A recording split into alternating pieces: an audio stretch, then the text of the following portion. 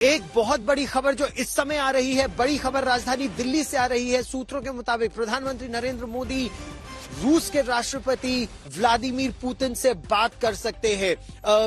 यही बात आज यूक्रेन ने भी कही। यूक्रेन ने कहा कि व्लादिमीर पुतिन जो रूस के राष्ट्रपति हैं, किसी और देश की बात सुने न सुने, किसी और नेता की बात माने ना माने, वो प्रधानमंत्री नरेंद्र मोदी का सम्मान करते हैं और इसीलिए प्रधानमंत्री नरेंद्र मोदी को उनसे बातचीत करनी चाहिए। और ये न केवल उन 20,000 भारतीय बच्चों के लिए बातचीत होनी चाहिए जो यूक्रेन में अलग अलग शिक्षण संस्थानों में पढ़ रहे हैं, बल्कि शांति बहाली के लिए यह बातचीत होनी चाहिए। और खबर अब यह आ रही है कि यह बातचीत आज रात ही हो सकती है। प्रधानमंत्री नरेंद्र मोदी और रूस के राष्ट्रपति व्लादिमीर पुतिन के बीच अभी हाल ही में दोनों राजधानी दिल्ली में मिले थे, जब एक summit level India Russia summit के लिए रूस के राष्ट्रपति भारत आए थे। और इतना लंबा सफर उन्होंने तय किया महज 6 घंटे की इस मुलाकात के लिए, और फिर वो वापस गए क्योंकि भारत और रूस के बीच बहुत ही घनिष्ठ संबंध है, पारस्परिक मित्रता है। और ये मित्रता अभी से नहीं, एक अरसे से चली आ रही है। 50 के दशक से ये मित्रता बढ़ी, 70 के दशक में और ये मित्रता गंभीर हुई। और मेरे पीछे जैसा आप अभी सुन सकते हैं, ये जो गड़गड़ाहट आपको लगातार नजर आ रही है, ये गड़गड़ाहट दिखाती है कि किस तरह से इस समय यहाँ तनाव बढ़ता जा रहा है और बमबारी बढ़ती जा रही है डॉनबास के इस इलाके में जहां इस समय हम हैं। अब प्रश्न यहाँ ये उठता है कि क्या आज शाम को या आज रात को ही प्रधानमंत्री नरेंद्र मोदी और रूस के राष्ट्रपति व्लादिमीर पुतिन के बीच बातचीत होगी, और इस बातचीत के जरिए जो 20,000 भारतीय बच्चे यहाँ पर यूक्रेन में हैं, उनको सुरक्षित भारत लाने का रास्ता क्या अभी निकाला जा सकेगा? क्योंकि अभी यूक्रेन की एयर स्पेस पूरी तरह से सील्ड है। ये आदेश तो यूक्रेन ने दिया है।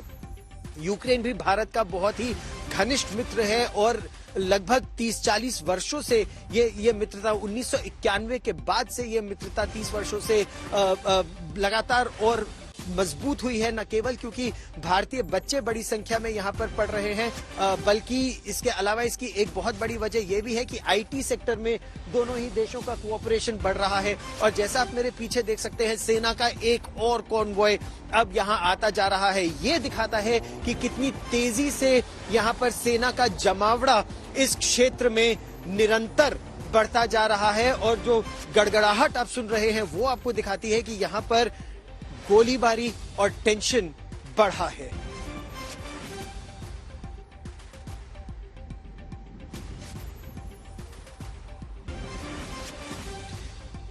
और मेरी सहयोगी गीता मोहन अब हमारे साथ ज्यादा जानकारी के साथ जुड़ रही हैं। गीता, यूक्रेन के राजदूत ने ये गुजारिश की कि अगर प्रधानमंत्री नरेंद्र मोदी रूस के राष्ट्रपति व्लादिमीर पुतिन से बात करें, वो किसी और की बात सुने ना सुने, प्रधानमंत्री को वो बहुत मानते हैं।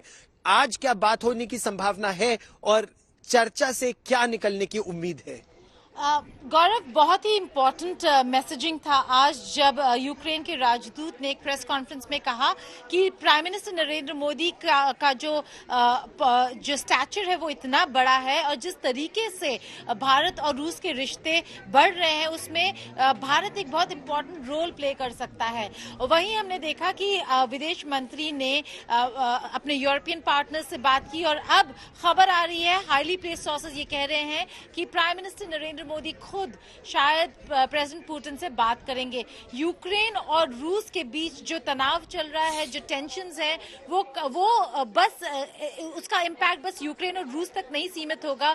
रीजनल सिक्योरिटी बहुत बुरी तरीके से इम्पैक्ट होगी। और वहीं दूसरी तरफ ग्लोबल सिक्योरिटी की बात करें तो ग्लोबल सिक्योरिटी को भी काफी धक्का लग सकता है। इसीलिए प्रधानमंत्री नरेंद्र मोदी राष्ट्रपति पुतिन के साथ बात करने वाले हैं। गौरव, ये खबर आ रही है, अभी कंफर्म नहीं है कि कितने बजे होगी ये बातचीत, लेकिन यूक्रेन के मसले पर बातचीत होगी टू डिफ्यूज टेंशंस।